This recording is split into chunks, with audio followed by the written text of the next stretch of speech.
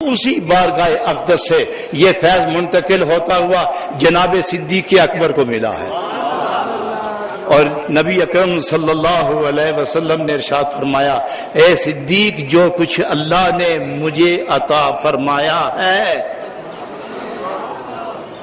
जो कुछ मेरे अल्लाह ने मुझे अता फरमा दिया है, वो सारे का सारा मैंने आपके दिल के अंदर रख दिया है।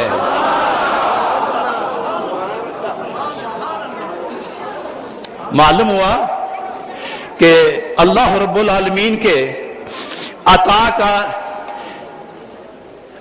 का दर्जा अव्वल, नज़ूल अव्वल, ज़हूर अव्वल, महबत अव्वल जनाब मोहम्मदुर रसूलुल्लाह सल्लल्लाहु अलैहि वसल्लम है। और वही फैज जिसको पहले अता किया गया वो मतलाए अव्वल जनाब सिद्दीक़ अकबर है। इसीलिए अफजलुल खल्क भी है और बिलखसूस अफजलुल बशर बादल अंबिया बित तहकीक बित तस्दीक, अफजलुल बशर बादल अंबिया। सारी कायनात का ईमान इकट्ठा करो, सारी कायनात का ईमान इकट्ठा करो तो हजरत बिलाल के ईमान के मुकाबले में नहीं है।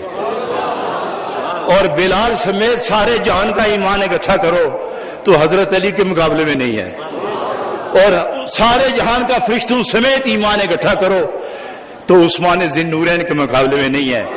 और सारे जहान का कौनैन के जर्रे जर्रे का, शजर हजर और हर कमर और सितारे का ईमान इकट्ठा करो तो फारूक आजम के मुकाबले में नहीं।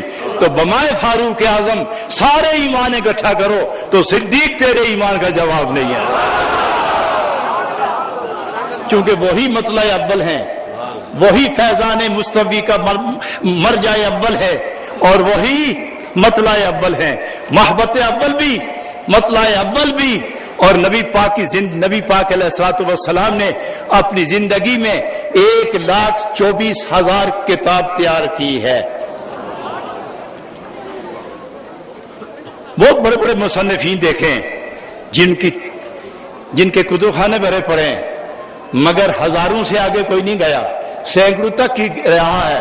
लेकिन नबी अकरम ने जो किताबें तैयार की हैं, जब वो गिनने लगे बज़ाहिरन अपनी नजर से, अपनी जबान से, अपने हाथ से जो तैयार की है वो 1,24,000 किताबें।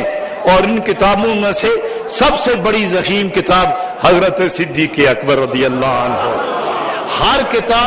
हर किताब शल्फ में रहती है, ज़ेरे गिलाफ रहती है, मगर नबी पाक ने जो किताबें तैयार की हैं वो चलती फिरती किताबें हैं, वो देखती सुनती बोलती किताबें हैं, वो जिधर देखे पहाड़ों के जिगर चीरने वाली किताबें हैं। अगर इन किताबों का फैजान ये है तो इन किताबों को तरतीब देने वाले सरकार दो आलम के इल्म व इक़्तिदार का आलम क्या होगा।